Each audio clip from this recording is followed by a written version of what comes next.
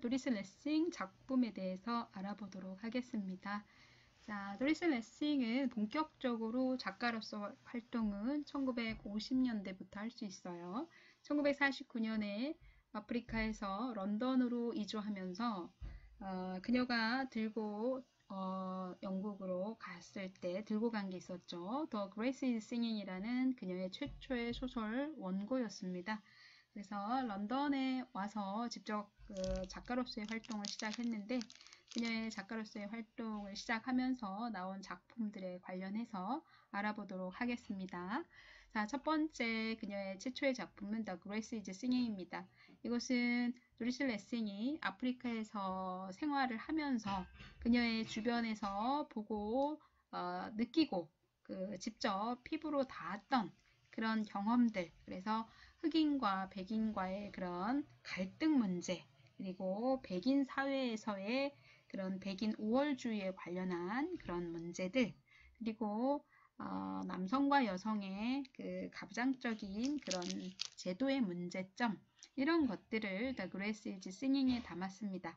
이것을 번역해서 보면 The Grace is Singing은 플립은 노래한다. 그러면 여기에 어떤 메타포가 있을 것으로 생각이 들지 않겠습니까? 자, 플립이 노래한다라는 것은 이 플립을 어떤 흑인의 메타포를 두고 그들에게도 인격이 있고 그리고 인간적인 대우, 이런 게 존중, 이런 게 있어야 되는데 당시에는 그렇지 못했기 때문에 그런 부분에 대한 얘기로 우리가 미루어 짐작을 할 수 있어요. 그래서 실제 작품을 보면서 그 작품에 대한 이해를 해야 되는데 지금은 우선 전체 도리스 레싱의 작품에 관련한 얘기를 먼저 해보도록 하겠습니다. 자, 첫 번째 작품 이어서 1952년도에 마르사 퀘스트라는 작품을 썼어요. 마르사 퀘스트는 도리스 레싱이 14살까지 학교 정규 교육을 받고 그 이후에는 사회적 다른 활동들을 했다고 했습니다. 그래서 독서는 정말 끊임없이 했지만 타자수로서의 활동이라든가 그리고 은행의 직원 뭐 이런 아주 그 기본적인 생활을 하기 위해서 일찍 또 집에서도 독립해 나왔죠. 그래서 생활을 했었고 도리스 레싱이 작가로서 이렇게 굉장한 작품을 써낼 수 있었던 것은 끊임없는 책을 계속 읽었기 때문에 본인은 이런 것들이 작가로서 활동하는 데 큰 도움이 됐다. 그리고 어린 시절, 청소년 시절, 어린 시절을 그 아프리카에서 생활했던 게 작가로서의 큰 힘이 되었다라고 자서전에서 밝히고 있죠. 자, 세 번째 작품은 A Proper Marriage. 자, 1954년도에 거의 2년에 한 번, 3년에 한 번 거의 작품 활동을 꾸준히 했다고 볼 수 있죠. A Proper Marriage, 적절한 결혼. 그래서 여기서도 도리스 레싱의 자서전적인 요소가 상당히 많이 가미돼 있어요. 그 다음에 A Reprieve from the Storm, 잔잔한 물결. 그러니까 폭풍 속의 잔잔한 물결, 이런 게 있고요. 그 다음 작품 들어가면 또 하나 있는 게 The Four Gate City라는 게 있어요. 사대문의 도시라는 그 작품인데 그 작품에서도 보면 지금 여기 나오죠. The Four Gate City 1969년도 작품입니다. 제가 이걸 먼저 보여드리는 건 이 The Four Gate City라는 작품과 그리고 Martha Quest, A Proper Marriage, A Reprieve from the Storm 이 4개의 작품을 도리스 레싱의 Children of Violence라는 작품으로 묶어서 설명을 보통 합니다. Children of Violence, Violence는 그 폭력이죠. 폭력의 아이들이라고 해서 이게 사실 어떤 폭력이 이루어지고 이러는 게 실질적으로는 없는데 폭력의 아이들이라는 이름으로 해서 either Frigate City, 그다음에 Martha Quest, Ripple, From the Storm, A Proper Marriage 이렇게 4개 작품을 얘기를 하고 있어요. 근데 특별히 제가 The Frigate City 이 4개의 시리즈로 나온 폭력의 아이들 The Children of Violence라는 작품에 요 작품 잠깐 언급을 하나 하고 싶은 게 있는데요. 이 The Full-Gated City는 그대로 한국어로 번역 들어가면 4개의 문이 있는 도시예요. The Full-Gated. 4개의 문이 있는 도시. 이게 어떤 거냐면 작품 뒤에 가면 이게 있습니다. 동서남북에 4개의 문이 있는데 그 4개의 문은 여기에서 동양과 서양과 이 모든 인종 그리고 모든 차별이 없는 그런 세계를 얘기하는 거고, 그리고 핵전쟁, 핵무기, 핵전쟁 이후에 인류가 살아남기 위해서는 이러한 어떤 하나의 뭐 흑인, 백인, 뭐 황인종 이게 아니라 여기가 다 융합되어야 된다는 그런 부분을 강조하고 있는 작품입니다. 그래서 여기 지금 Children of Violence까지 설명했고, 이 1950년대 레싱이 작품을 시작할 이때에 초반에 in the early 1950s she confronted racism. 자, 여러분 racism 하면은 인종. 그러니까 레싱의 특이한 사항이 아프리카에서 유년과 청년기를 보냈던 부분이죠. 그래서 인종차별주의 관련한 얘기들을 정말 그 초반엔 많이 다뤘었고요.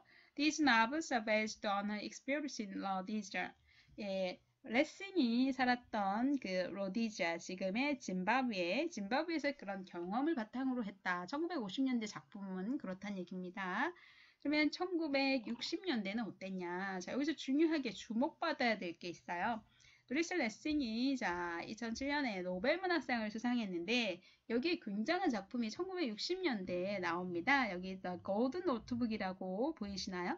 The Golden Notebook이라는 이 작품을 도리스 레싱 하면 빼놓을 수가 없습니다. 자, 그래서 제가 이것을 원문으로 리스닝 하실 수 있게 먼저 제가 들려드릴게요. 잠시만요. In the 1960s, she explored issues ranging from women's engagement with matters of gender to mental breakdown in The Golden Notebook. This book is generally considered her best novel. It is still selling steadily. In the early 1960s, she explored issues ranging from women's engagement with matters of gender to mental breakdown in The Golden Notebook. This book is generally considered her best novel. It is still selling steadily. 네, 자, 여기 보셔서 아시겠지만 골든 노트북에 대한 설명을 지금 했습니다. 골든 노트북은 도리스 레싱의 가장 베스트 노블이라고 할 수 있는 작품이에요.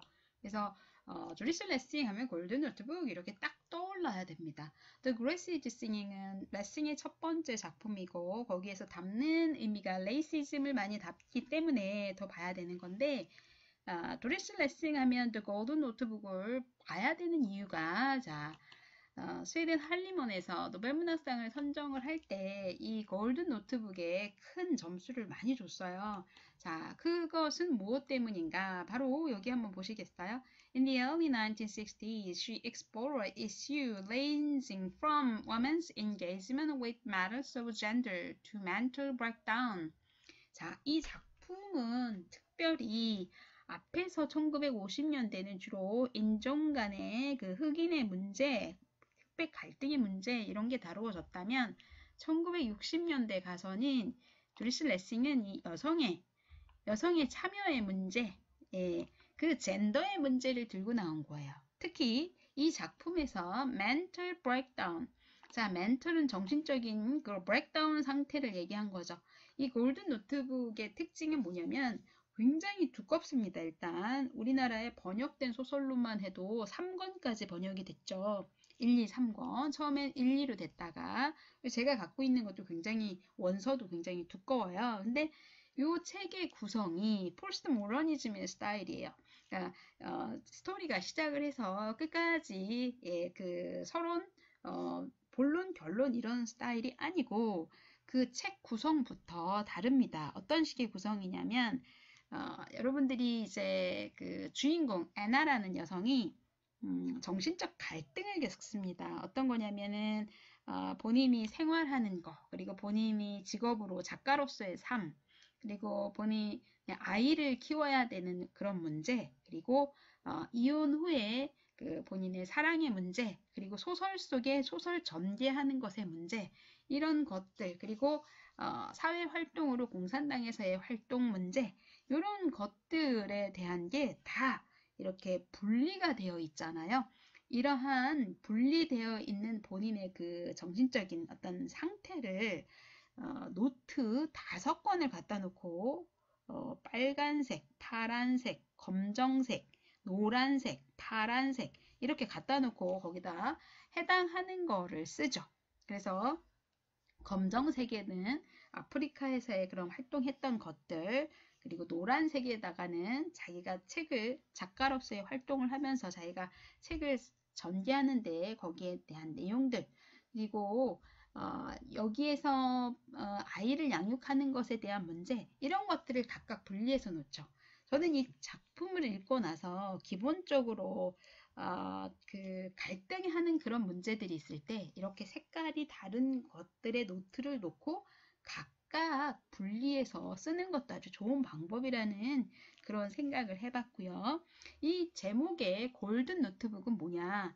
이 작품이 계속 그렇게 구성이 돼 있으면서 나중에 마지막 챕터 들어가서 골든 노트북, 그러니까 황금빛 노트에다가 그동안에 각각 분리돼서 갈등했었던 그러한 문제들을 한 번에 골든 노트북에다 정리가 됩니다. 그러면서 그 편파되어 있던 그런 문제를 하나로 정리를 해서 이 작품의 마무리 부분에 가서 주인공 애나가 자기의 삶이 편파되어진 게 하나로 모아지는 그러한 내용들을 담은 소설입니다. 그래서 구성 면에서나 내용 면에서나 스웨덴 할리먼에서 도리스 레싱의 골든 노트북을 칭할 때 편파된 그러한 상황들을 하나로 모아놓는 대단한 책으로 칭송을 했었던 책이고요.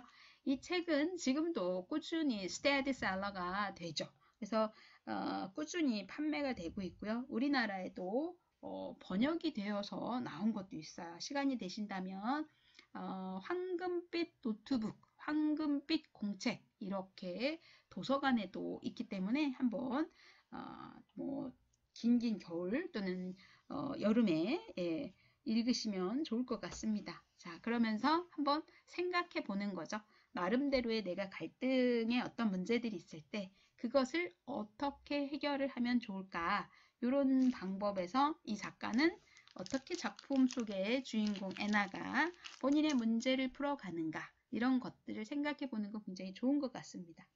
자, 그 이외에 그 레싱의 또 다른 60년대 나온 작품들을 보게 되면 여기 보면 A Man and Two Women 이렇게 1963년도에 나온 작품도 있고요. 그 다음에 African Stories, 이것은 단편이에요. 단편을 모아놓은 거고요. 그 다음에 In Pursuit of the English, 요것은 에세이의 형태입니다. 그다음 Rand Rock, 요거는 소설입니다. 그래서 특히 1960년대 꼭 짚어야 될 작품은 The Golden Notebook과 The Forgotten City, 요거 두 작품을 중점으로 보는 게 중요합니다. 특히 말씀드렸듯이 The Forgotten City, 이 작품은 그 남녀 간에, 그 다음에 흑백 간에 이런 그 상하 고위 간에 이런 차별이 아닌 그 다 중요한 모두 타자까지, 여기서 타자라고 하는 건 우리가 이제 원문에서는 the other라고 표현하는데요. 그러한 중요함을 강조하는 작품들입니다. 그래서 도리스 레싱은 어떠한 그 세계관을 갖고 있을까가 작품을 읽으면서 우리가 알 수 있게 되는 거죠. 자, 그 다음에 1970년대 한번 가서 좀 더 보도록 하겠습니다. In the 1970s, she wrote about the importance of coming to terms with inner space in Briefing for a Descent into Hell and the Memoirs of a Survivor. In the 1970s, she wrote about the importance of coming to terms with inner space in Briefing for a Descent into Hell and the Memoirs of a Survivor. 네, 자, 1970년대 작품 세계는 특히 어떤 걸 썼냐면은 앞에서는 1950년대 인종 간의 갈등이었었잖아요. 백인과 흑인과. 60년대는 남녀의 문제를 얘기했어요. 70년대는 이 작품의 세계가 Inner Space. 자, Inner Space는 그 내부의 문제입니다. 작품에 In Prepping for a Descent into Hell. 자, Hell, 지옥이잖아요. Descent, 내려가는 거예요. 지옥으로 내려가는 그 보고서라는 건데, 여기에 그 주인공이 그 내부의, 본인 내부의 어떤 내적 갈등에 관한 그런 얘기예요. 또 하나는 The Memoir of a Survivor. 자, Survivor는 생존자 이런 겁니다. 생존자.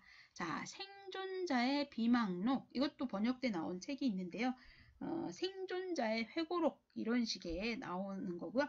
You Briefing for a Descent into Hell 이것은 지옥으로의 하강 이렇게 해서 번역된 소설도 있어요. 그래서 정말 상당히 많은 소설이 한국에도 소설이 소개돼 있어요. 그래서 1970년대는 어떤 거냐? 이너 스페이스의 문제다. 네, 이너 스페이스. 그러니까 내적 갈등에 관한 문제다. 그래서 지금 이 두 작품이 대표적인 거고 그거 말고도 지금 두 개 소개한 거 말고도 The Summer Before Dark. 자, 해질녘의 여름 이렇게 해서 1973년에 나온 거고요. A Small Personal Voice. 자, 이것은 작은 개인의 목소리인데 이거는 소설이 아니라 1974년도에 나온 A Small Personal Voice는 소설이 아니고 그 레싱이 아프리카에서 경험했던 거 그리고 본인이 생각하는 공산당 활동이라든가 이런 얘기들 그리고 본인이 생각하는 흑백의 문제들 이런 것들을 담은 소설이 아니고 에세이라고 볼 수 있는 거예요. The Personal Voice라는 것은 그 다음에 또 하나 레싱 작품하면 아주 또 높이 사는 작품 중에 하나가 여기 나온 툴룸 19 1978년도 작품인데요. 이 작품은 단편 소설로 우리가 단편 중편으로 들어갈 때 들어가는 작품이에요. 그래서 툴룸 19는 제목이 19호 실로라는 작품으로 번역되어 있습니다. 근데 이것은 단편에 들어가기 때문에 19호 실로라고 소설 제목을 서점에 가서 찾으면 안 나올 거고요. 단편집에 들어있어요. 그래서 툴룸 19는 19호 실로가다.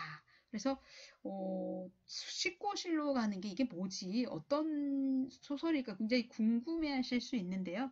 이것도 우리가 단편 소설의 특징은 서점에 들어가서 책을 꺼내서 한번 앉아서 그냥 쭉 한번 책장을 넘기며 볼 수 있는 분량이 단편소설의 분량이고 단편소설의 정의로 들어가잖아요.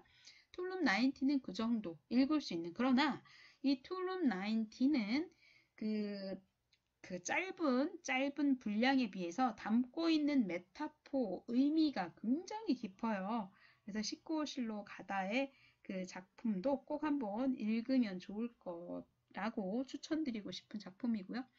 그 다음에 여기 시카스타 Colonized Planet 5 1978 1978년도에 쓰여진 이 작품은 공상과학 그러니까 도리스 레싱은 앞에서 얘기했던 인종차별의 문제라든가 남녀 간의 갈등 문제라든가 내적 갈등의 문제를 다루기도 하고 또 핵무기, 핵전쟁 이후의 인류의 삶에 대해서까지 다루는 아주 주제가 광범위한 주제들을 다루고 있다고 할 수 있습니다.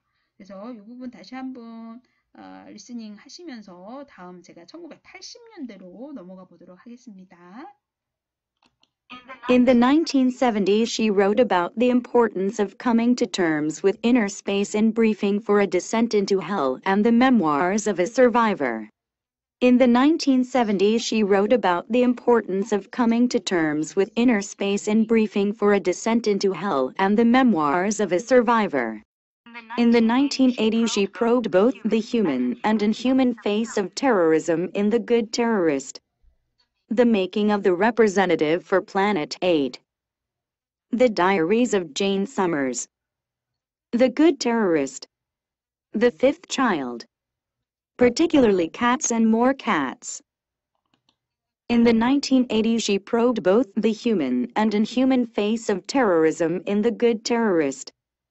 The Making of the Representative for Planet 8. The Diaries of Jane Summers. The Good Terrorist. The Fifth Child. Particularly Cats and More Cats. 자, 1980년대입니다. 1980년대 도리스 레싱은 Human and Inhuman Face of Terrorism and the Good Terrorist.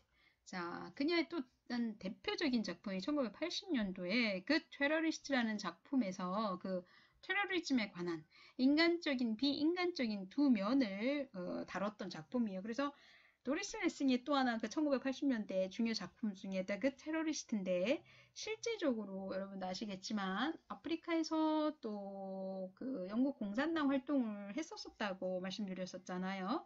그래서 그러한 experience 경험을 작품에다 담았다고 볼 수 있고요. 그 조리스 레싱이 그 초반에 그런 커뮤니스트 파티에 가입해서 활동을 했지만 평생 공산당 활동을 한 건 전혀 아니었습니다. 다만 조리스 레싱의 어떤 사회 문제, 어떤 중요한 이슈가 있을 때는 방송에서나 어떤 인터뷰를 꺼리는 그러한 작가는 아니었고요. 늘 어떤 사회 문제가 있거나 그럴 때 작가적 주장을 작가로서의 갖고 있는 그런 주장을 늘 했던 그런 작가였습니다. 그래서 그 테러리스트라는 작품도 그래서 나올 수 있었던 거죠. 그 다음에 1980년도에 또 대표적인 작품이 The Fifth Child라는 작품이에요. 여기 보시면 The Fifth Child는 다섯 번째 아이입니다. 다섯 번째 아이는 우리 소설의 여러분 번역되어서 한국에도 있어요. 다섯째 아이라고 번역되어 있어요. 그 민음사에서 나온 건데요. 다섯 번째 아이 이렇게 다섯째 아이인데 아주 단란한 가정입니다. 단란한 가정에서 다섯 번째 아이가 태어났는데 정상적이지가 않았어요. 그래서 그 정상적이지 않은 아이를 이제 어떻게 케어를 해야 되는가에 대한 그 부분이었고 그 시설에도 맡겨 있고 뭐 여러 가지를 했지만 굉장히 어려운 상황에 처해지면서 그 가정의 어려움이 굉장히 증폭되는 그런 상황들을 보여주는 거죠. 그 다음에 여기 particularly cats and more cats. 자, 도리스 레싱을 보면 도리스 레싱에 관한 얘기를 보자면 도리스 레싱은 강아지가 아니라 이제 고양이를 정말 좋아했어요. 그래서 뒤에도 나오겠지만 그 고양이에 관련된 그러니까 고양이의 움직임, 고양이의 생태 뭐 이런 것들을 작품에 정말 고양이 얘기를 많이 다뤘다. 라고 하는 작품들이 많아요. 그 대표적인 게 지금 Particularly Cats and More Cats라는 작품이죠. 그 다음에 여기 Diary of Jane Summers 이것은 Jane Summers의 일기 그래가지고요. 이것도 자서전적이긴 하지만 인물을 이제 달리놓은 거죠. 그래서 어떤 Jane Summers의 여러 가지 일상을 보여주는 거고요. 앞에서 나왔던 것과 함께 이 Making of the Representative for Planet 8 이것도 핵전쟁, 핵폭탄 전쟁이 있은 이후에 지구에 관련한 그런 얘기입니다. 그래서 1980년대 작품 세계가 이렇고요. 지금 굉장한 작품들이 많죠. 1950년, 60년, 70년, 80년 거의 연도별로 작품이 정말 많아요. 자, 그렇다면 1990년대는 도리스 레싱이 활동을 했을까요? 예, 한번 보도록 하겠습니다. 여전히 도리스 레싱은 활동을 꾸준히 하는 작가이기 때문에 역시 1990년도에도 활동을 아주 활발하게 했습니다. 한번 보시겠습니다. In the 1990s, she wrote two autobiographies, Under My Skin and Walking in the Shade. London observed, Under My Skin. Vol. 1 of my autobiography, to 1949. Spice I Have Known. Love Again. Walking in the Shade, 1949 to 1962. Mara and Dan. In the 1990s, she wrote two autobiographies, Under My Skin and Walking in the Shade. London observed, Under My Skin. Vol. 1 of my autobiography, to 1949. Spice I Have Known. Love Again. Walking in the Shade, 1949 to 1962. Mara and Dan. 자, 1990년대 러싱은 두 개의 autobiography, Under My Skin and Walking in the Shade 두 개의 작품을 쓰게 됩니다. 이것은 레싱의 자서전적인 얘기들을 모아놓은 건데 여기 보시면 Under My Skin은 1949년까지, 그러니까 1949년이 레싱에게 있어서는 굉장한 터닝 포인트가 되는 해였거든요. 1949년에 피터라는 이름의 아들과 그 다음에 The Grace Singing이라는 원고, 출판되지 않은 그 원고를 들고 아프리카에서 나오는 그 해가 1949년도입니다. 1949년도에 나와서 1950년에 그 작품을 발표하게 되죠. 첫 작품을. 그래서 1949년까지 그녀의 삶을 담은 게 Under My Skin이라는 제목으로 자서전을 썼고요. 그 다음에 1949년부터 1962년까지 그녀의 두 번째 자서전을 Working in the Shade라는 그늘 속에서 걷는 그 Working in the Shade라는 제목으로 어토바이오그래피를 썼죠. 자서전을. 그래서 이 도리스 레싱을 공부하는 연구를 하고 싶다. 공부하고 더 하고 싶다. 그러면 이 두 개의 자서전을 읽으면 되겠습니다. 저도 1990년대부터 도리스 레싱에 대한 관심을 갖고 연구를 시작을 했었고요. 국내에서는 그 이전에는 거의 도리스 레싱에 대한 연구가 전무했었습니다. 그래서 도리스 레싱에 대한 작품이 상당히 많이 지금 이렇게 소개가 된 것은 1990년대 이후라고 보시면 되겠고요. 이 당시에 지금 보시면 Working in the Shade 1997년도에 출판됐고요. Under My Skin은 1994년도입니다. 여기 있는 작품들을 실제로 판매되자마자 구하려고 정말 많이 애쓰고 돌아다녔던 생각이 납니다. 요즘에처럼 그렇게 쉽게 인터넷 구매나 이런 게 직구 구매가 쉽지 않았어요. 이것은 뭐 자료 구하는 것도 마찬가지였고요. 그럼에도 불구하고 이런 작품들을 구하러 다녔던 기억들이 지금 새록새록하네요.